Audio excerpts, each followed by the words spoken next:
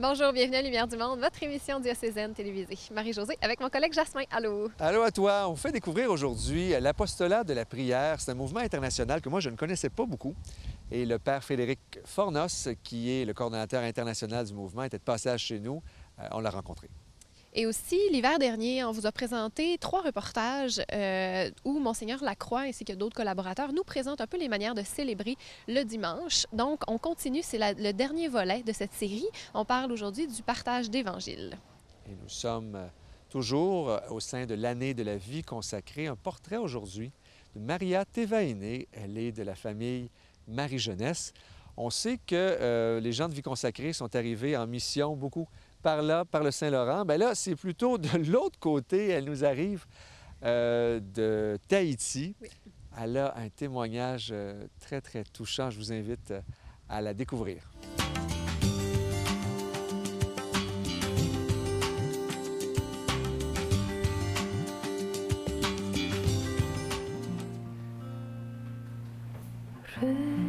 Regardez voir Jésus-Christ, pain de vie, en lui le Père a mis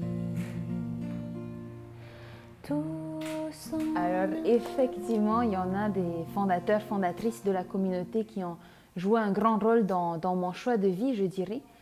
Alors, eh bien, c'est tout simplement une de la communauté qui a osé livrer son témoignage et qui disait, ben, moi, à 17 ans, j'ai choisi de donner ma vie au Seigneur. Et à ce moment, eh bien, moi, j'avais 15 ans et demi. Et au fond de mon cœur, ça dit, mon Dieu, mais c'est possible de donner sa vie aussi jeune au Seigneur? Comment on fait? Et c'est à ce moment qu'a joué un petit peu dans mon cœur un... Ah ben pourquoi pas Jésus t'offrir ma vie. Et par la suite, eh bien, j'ai entendu parler de l'École internationale d'évangélisation. C'est une année offerte par la communauté pour découvrir sa vocation, avoir une colonne vertébrale dans sa foi. Et c'est à ce moment que dans mon cœur, je me dis, eh bien, c'est l'occasion pour moi. L'occasion de partir, d'offrir une année de ma vie au Seigneur pour découvrir mon appel. Et je me dis, bien, moi qui a reçu un jour la vie par des consacrés, eh bien, c'est à mon tour de donner la vie. Et tant de fréquentants traversent le seuil de cette porte et qui arrivent et qui ont parfois plus de sens à leur vie. Et c'est par ce sens que j'ai trouvé, qui est Jésus, qui est chemin, vérité et vie, eh bien, je redonne tout simplement Jésus. Et c'est de voir des vies qui se transforment, de voir des jeunes qui retrouvent la vie. Ça, c'est ma passion. Jésus-Christ, pain de vie, en lui le Père a mis tout son amour. Alors, le charisme de la famille Marie-Jeunesse, c'est pour la beauté et la joie de Dieu, vivre tout l'Évangile avec Marie, dans l'unité, la fraternité et la charité joyeuse. Alors, lorsque j'entends le pape m'inviter à vivre tout l'Évangile, à nous inviter, chrétiens, consacrés, eh bien, c'est assez simple. C'est vivre tout l'Évangile commence lorsque je sors de la chapelle. J'ai vécu une relation avec Jésus, une intimité avec lui, je me sais aimer de lui. Eh bien, quand je sors de la chapelle, que mon frère, que ma sœur se sentent aimés aussi de moi. Et comment concrètement? Eh bien, simplement par mon sourire, par mon comment vas-tu aujourd'hui? Je vois quelqu'un qui a besoin d'un coup de main. Ah, veux-tu que je t'aide pour plier tel drap? Veux-tu que je t'aide pour dans différentes choses, dans la cuisine, dans mettre la table? Alors, je dirais que pour moi, vivre tout l'Évangile, comment le mettre concrètement? Matthieu 25. Ce que vous avez fait à l'un de ces plus petits qui sont mes frères, c'est à moi que vous l'avez fait. Si tu aimes ton frère, eh bien, tu aimes Dieu. Et pour avoir côtoyé des jeunes qui fréquentent dans des rassemblements diocésains ou même autres, dans je dirais, aux galeries de la capitale, ou est-ce que un jour je faisais des commissions avec une de la communauté Puis à un moment donné, je commence à lui dire, ah ben bonjour, ça fait longtemps que tu travailles dans ce magasin. Oui. Puis là, petit à petit, ah, mais pourquoi tu es habillée comme ça? C'est quoi ton costume? J'ai juste dit bonjour. Puis là, ah, on commence à parler. Eh bien, je suis consacrée. Et toi, est-ce que tu as la foi? Ben non, je suis athée. Ah d'accord. Mais est-ce que tu crois quand même en quelque chose? Ben oui, je crois en l'amour. Je crois que je peux aimer. Et c'est à ce moment que, se trame un petit peu le... Eh bien, c'est beau ce que tu crois. Ce en quoi tu crois, l'amour, eh bien, ça existe. Vraiment. Viens et vois notre Sauveur. Viens et vois notre Sauveur. Si j'ai à répondre qu'est-ce qui est difficile dans la vie communautaire, je dirais c'est moi qui suis difficile, c'est moi qui suis compliquée. Je reprendrai une interview de Mère Teresa, où est-ce qu'on lui demandait, vous, Mère Teresa, s'il y avait quelque chose à changer dans l'Église, qu'est-ce que vous changerez? Et elle de répondre, eh bien moi. Et je dirais que parfois, le cœur de l'homme est compliqué. Et si ma vie communautaire est difficile, c'est parce que je suis compliquée. Et ce qui est réconfortant de ma vie communautaire, c'est d'avoir des frères et sœurs qui m'accueillent avec ce que je suis, qui m'aiment profondément, qui voient mes faiblesses et que je sais que ma faiblesse est en sécurité dans leur cœur. C'est de me savoir tellement aimée que mon seul désir, c'est d'accepter la conversion. Et c'est à ce moment que ce qui me semble être difficile devient tout à coup plus facile, plus léger. Alors je dirais que c'est un cadeau pour moi d'être en communauté. Et puis je suis touchée du fait que le Saint-Père invite à devenir des experts de communion parce que le mois d'août dernier, le 16 août 2014, j'ai prononcé mes engagements définitifs dans la communauté et j'ai reçu comme nom prophétique Maria Tevahine, joyeuse apôtre de communion. Alors pour moi, devenir des experts de communion, c'est devenir des personnes qui aiment tellement Jésus qu'il n'y a plus aucune barrière pour aimer tout le monde. Si le ciel devenait d'un ennemi, je pourrais l'endurer. Si mon rival s'élevait contre moi, je pourrais me dérober. Eh bien, sur la beauté de la vie consacrée, ce que j'aurais à partager aux jeunes, eh bien, c'est simple. Jeune, et toi, que fais-tu de ta jeunesse? Le chemin que Jésus propose est un chemin étroit et peut-être peu connu. Et pourtant, je sais que toi, jeune, tu as soif de vérité, tu as soif d'authenticité, tu as soif de désir et d'ardeur. Eh bien, au fond de chaque être humain, il y a un idéal, cet idéal d'aimer. Et dans la vie consacrée, eh bien, je dirais, c'est cette joie d'appartenir à Jésus. Cette joie de goûter qu'on est tellement aimé pour qui on est, avant même qu'on ait fait quelque chose, que lorsqu'on ressent l'appel de Dieu à lui donner toute notre vie, eh bien, on ne peut que dire, pourquoi pas moi? Et moi, qu'est-ce que je fais de ma jeunesse? Ce que j'aurais à dire aux communautés vieillissantes, c'est avant tout un grand merci. Un grand merci d'avoir un jour accepté de suivre Jésus. Et aujourd'hui, si j'ai pu donner ce oui qui m'a coûté si cher, c'est grâce à ces religieuses qui ont prié pour moi. Si elles n'avaient pas été là, je crois fortement que je ne serais pas là aujourd'hui. Alors que des consacrés qui sont, oui, dans des communautés vieillissantes, mais qui ont osé un jour dire « Oui Seigneur, je te donne toute ma vie », eh bien, de ce oui-là a jailli mon oui. Alors, je leur dirai merci. À vous, religieuses, religieux, merci. Merci d'avoir dit oui pour moi. Et vous êtes un modèle pour moi. Il faut que moi, je sois fidèle jusqu'au bout pour que d'autres jeunes puissent dire oui à l'appel de Dieu. Et vous verrez par lui le Père en lui. L'espérance, c'est pas tant de me dire j'espère encore que dans 400 ans, ma communauté va exister. Moi, ce que j'espère, lorsque moi j'entrevois l'avenir avec espérance, c'est l'avenir qu'ensemble, communautairement, on devienne des saints. Qu'on devienne en famille, des frères et sœurs qui choisissent la sainteté. Et si je veux choisir une espérance dans mon avenir, si je désire ça, eh bien qu'aujourd'hui, je vive ce que je vais être demain.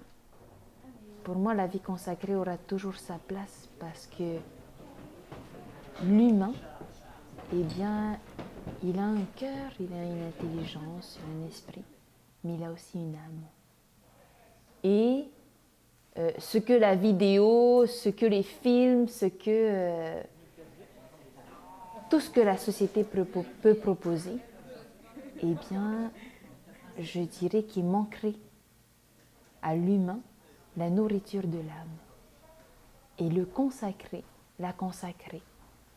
Les prêtres sont ceux qui ont le pouvoir d'offrir à chaque chrétien une nourriture de l'âme. Le prêtre, c'est la joie de l'Eucharistie.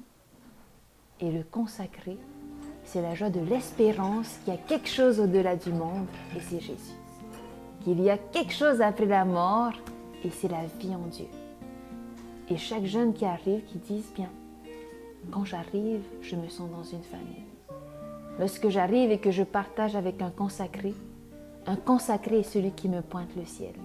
Et celui qui me pointe, qui a un avenir. Alors, moi, je dirais que c'est en ce sens que, pour moi, le consacré, la consacrée, les prêtres, ceux qui ont donné leur vie à Jésus, eh bien, seront encore là dans plusieurs années.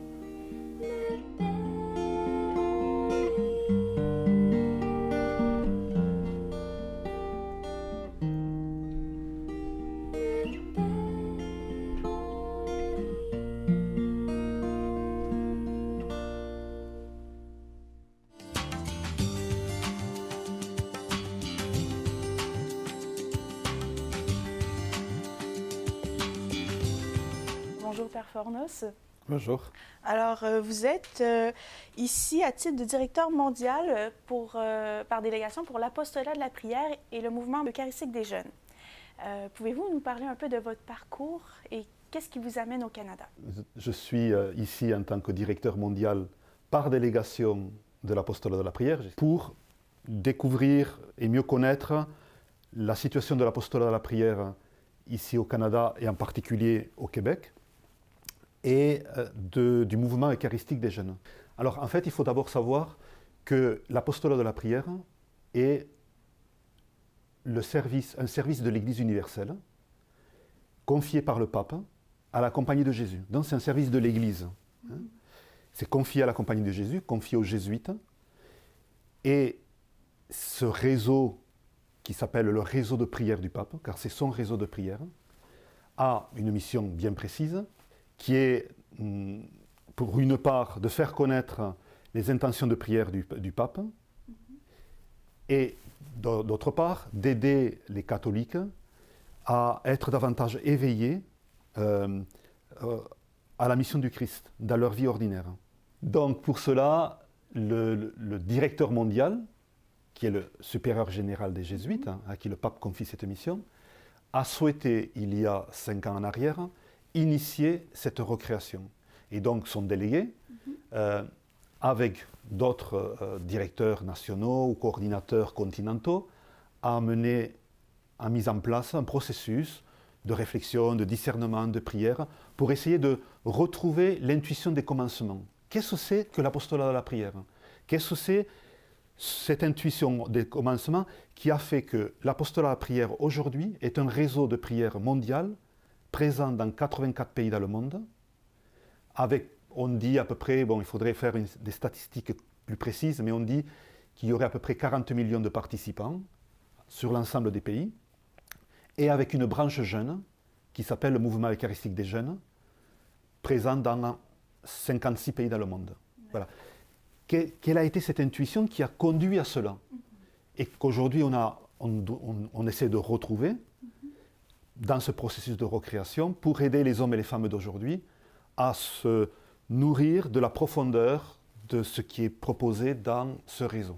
Donc, justement, vous avez évoqué que c'est un réseau qui existe depuis de nombreuses années. Pouvez-vous faire un bref historique de l'apostolat de la prière? Pourquoi ça a été confié aux jésuites? Ça a été confié aux jésuites parce que c'est les jésuites qui l'ont initié en 1844. Il faut avoir à l'esprit que nous sommes quelques années après que la Compagnie de Jésus, les jésuites, aient été rétablis dans l'Église. Ils ont été supprimés, c'est, je crois, le seul ordre religieux à avoir été supprimé.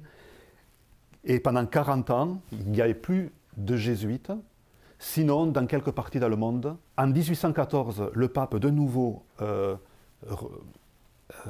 accueille la compagnie. La compagnie est de nouveau déclarée comme faisant partie de l'Église catholique, comme étant un ordre religieux important. Et du coup, les jésuites recommencent à être présents. Et la première chose qu'ils font, c'est partir en mission dans d'autres continents. Et en particulier en Inde, dans le sud de l'Inde. Et donc, ces jésuites-là écrivent à ceux qui sont en formation encore, aux étudiants, sur ce qu'ils vivent dans la mission, sur les rencontres qu'ils font, sur la culture. Et bien sûr, les étudiants qui sont dans de longues études, c'est épuisant, de théologie, de philosophie, quand ils lisent ces lettres, leur cœur, il est enflammé. Ils ont envie de partir en mission à leur tour. Mais il y a les études. Alors leurs formateurs jésuites les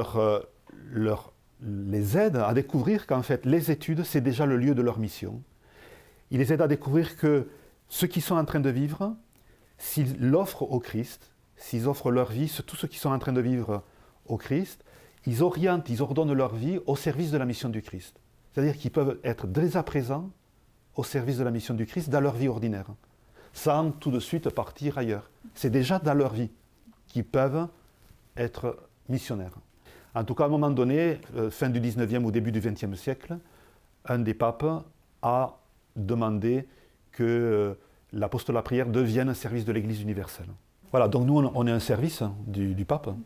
Donc du coup, nous préparons des suggestions, après un discernement assez long, où on reçoit des suggestions de tout le réseau mondial, on reçoit des suggestions aussi des services du Vatican, d'Icaster, etc. Et ces suggestions-là, on fait tout un discernement pour retenir, on pourrait dire, une trentaine de thèmes, c'est-à-dire de défis de l'humanité, de la mission de l'Église qu'on perçoit dans le monde, de grands enjeux, et qui sont en résonance avec les préoccupations du Saint-Père. On lui envoie cela, et lui finit de déterminer les 24 orientations qu'il va proposer à toute l'Église. Et puis, mais comment elles sont diffusées? Comment connaître ces intentions-là qui sont suggérées par le pape de prière et de réflexion apportée pour éclairer notre monde? Alors, comment pouvoir rejoindre ce réseau? Par les réseaux sociaux, par les sites web. Il suffit d'aller dans un moteur de recherche et cliquer dessus « Apostolat de la prière » et on tombera sur un ensemble de propositions. Et donc, il suffit de chercher le blog et le site web pour le Canada francophone. Merci beaucoup, Père Fornos. Merci à vous.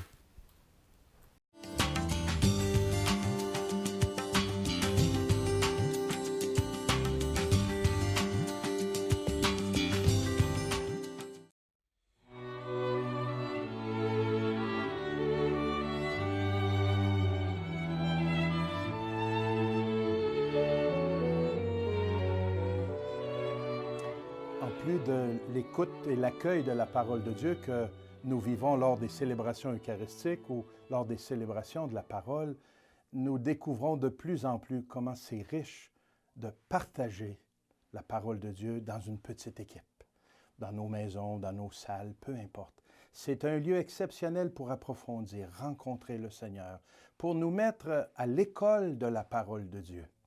Le pape Jean-Paul II, au tout début du nouveau millénaire, écrivait ceci: « Il est nécessaire, en particulier, que l'écoute de la parole devienne une rencontre vitale, selon l'antique et toujours actuelle tradition de la Lectio Divina, permettant de puiser dans le texte biblique la parole vivante qui interpelle, qui oriente, qui façonne l'existence. » On s'était donné pour mission d'approfondir notre foi au travers de la parole de Dieu, en méditant et en la lisant quotidiennement.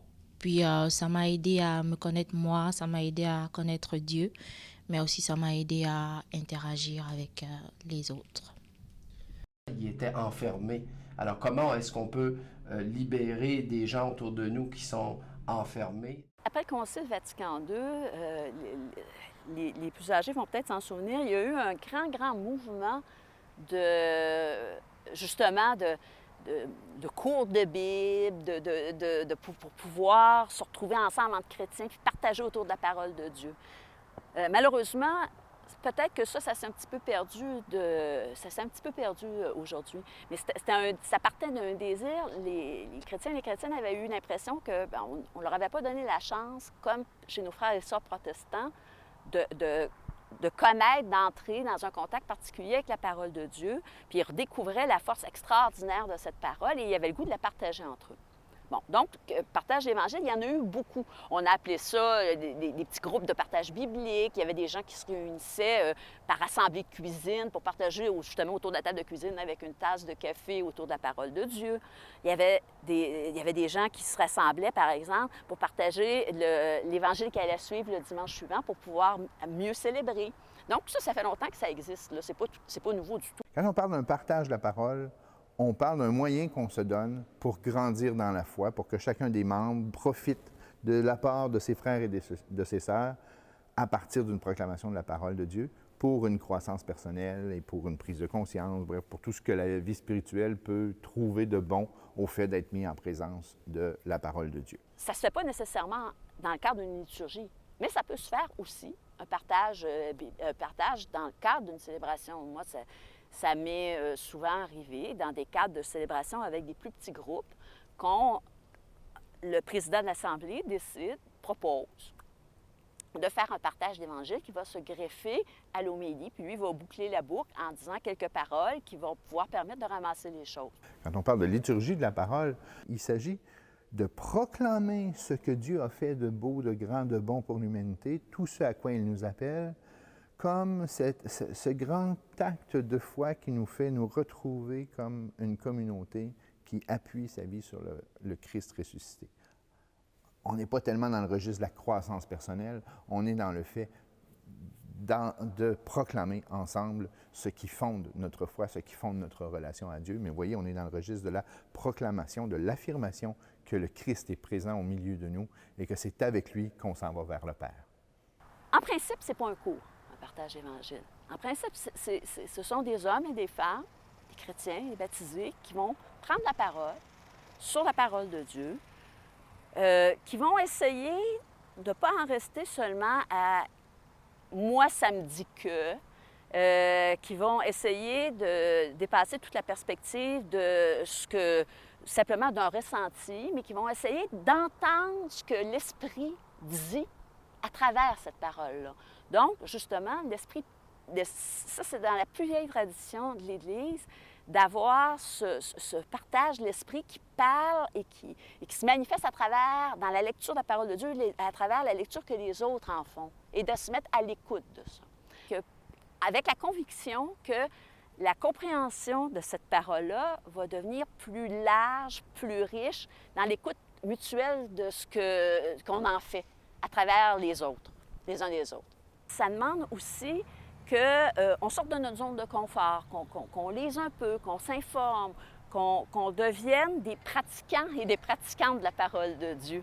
Pas uniquement en l'entendant le dimanche, mais en la lisant et en s'intéressant à ce qui se dit autour de ça. Et ça, il y a des instruments. Aujourd'hui, avec Internet, il y a la possibilité d'avoir accès à plein d'instruments qui nous permettent justement de mieux partager la parole de Dieu, de ne pas partir dans des sens qui n'ont ni queue ni tête, mais dans des directions qui ont ni queue ni tête, pas dans des sens, mais dans des directions qui ont ni queue ni tête, mais d'être capable de pouvoir entendre justement ce que l'Esprit nous dit à travers ça. Quand je parle de partage évangélique, c'est l'un des plus beaux jours de la semaine. Rencontrer mes frères, parler de la parole avec eux, fouiller le trésor qui est caché dedans et l'appliquer dans nos vies tous les jours. C'est une chance de vivre ça.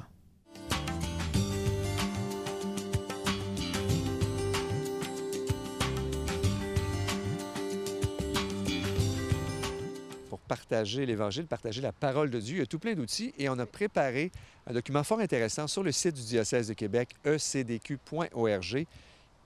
Document qui circule beaucoup dans les milieux, mais vous pouvez aussi le découvrir, très, très concret, pour nous lancer dans cette nouvelle année pastorale. C'est un document que je vous invite à découvrir.